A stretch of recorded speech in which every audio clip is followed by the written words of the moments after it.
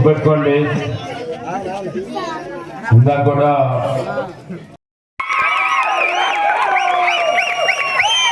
నేను ఎక్కడున్నా కూడా నాకు మీ దీవెనలు, మీ ఆశీస్సులు నాకు ఉండాలని చెప్పి నేను కోరుకుంటా ఇప్పుడు కూడా. అందుకనే నాకు ఎన్ని పనులున్నా మిమ్మల్ని అందరినీ ఒకసారి చూసి మీరు చూపించే ఆత్మీయత, అభిమానం, మీరు ఆహ్వానించే తీరు ఎన్నిసార్లు వచ్చినా ఈ ఊరు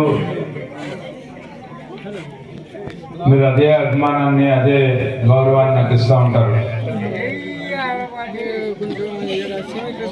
అందుకే నేను ఆ భగవంతుని కోరుకునేది